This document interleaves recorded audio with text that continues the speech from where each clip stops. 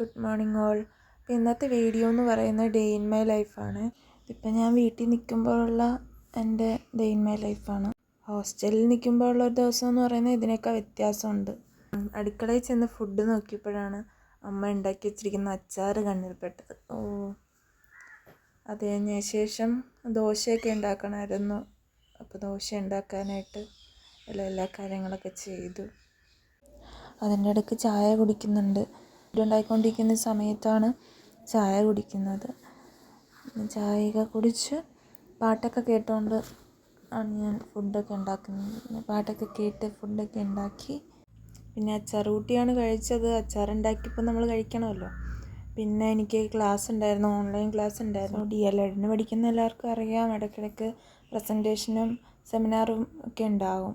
അപ്പോൾ ഡിബേറ്റൊക്കെ ഉണ്ടാകും. അപ്പോൾ അതിന് വേണ്ടിയിട്ട് ഇന്നൊരു സെമിനാറായിട്ടായിരുന്നു ഉണ്ടായിരുന്നത്.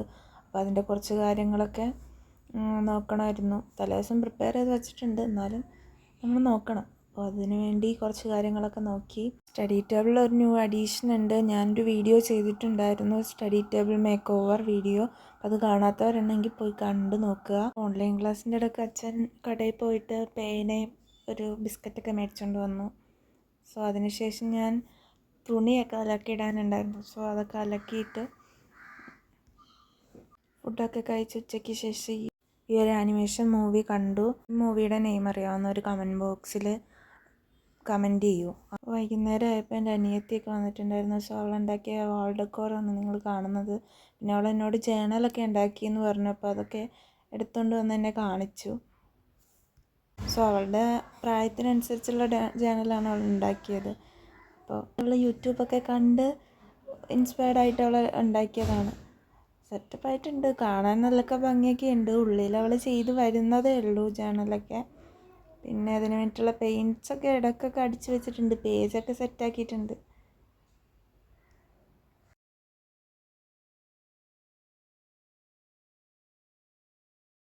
പിന്നെ കുറച്ച് തുണിയൊക്കെ മടക്കി വെക്കണമായിരുന്നു. അതൊക്കെ മടക്കി വെച്ച് വൈകുന്നേരം ആയപ്പോൾ വിളക്ക് കൊളുത്തി പ്രാർത്ഥിച്ചു, നാമമൊക്കെ ചൊല്ലി. പിന്നെ നല്ല മഴയായിരുന്നു.